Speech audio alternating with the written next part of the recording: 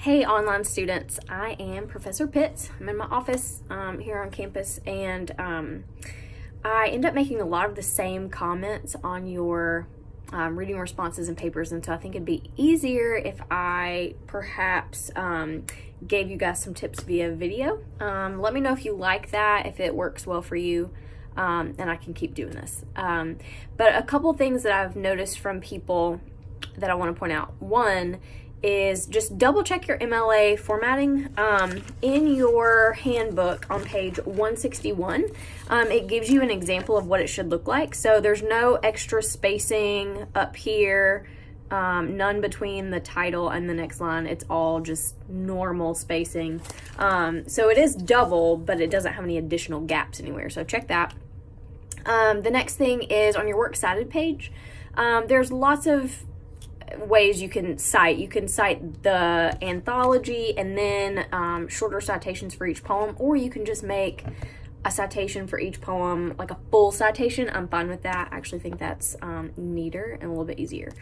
The next thing, citing poetry on pages 124, 125, let me see, 125 and 126 of your handbook at the bottom, it talks about citing poetry. So what you want to do is separate the line breaks with a slash mark. So wherever you're quoting a line, if you go on to the next line, put a slash mark to show here's the end of this line and the beginning of the next line.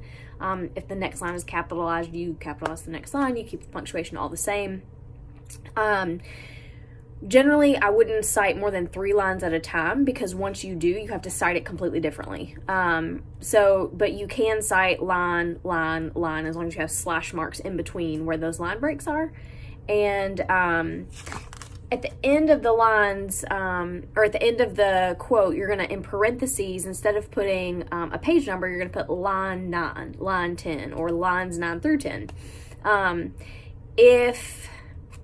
After you do that the first time, after you use the word line and then the number, and the rest of the citations, you can just put the number. So instead of a page number, instead of like Plath and then page number, you'd put Plath 2 for Plath, line 2 of that poem. So that's a little bit different as well. One more thing that might be kind of confusing is this literary present tense idea. So you can say something like Sylvia Plath lived in this time. Whatever her, life and death dates were, past tense, she lived at this time, but she writes in this poem, whatever. So if you're talking about the actual text, you'll use present tense, like the poem says, because it says it today, just like it said it then. But Plath does not live today as she lived then. So you can put that in past tense.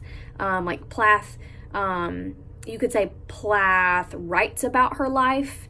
Plath talks about her life, but you could say Plath had X number of children.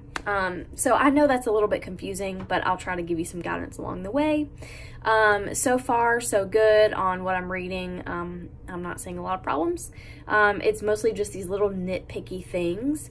And I also just want to point out real quick that you have a schedule in your getting started that tells you for each module what is due when.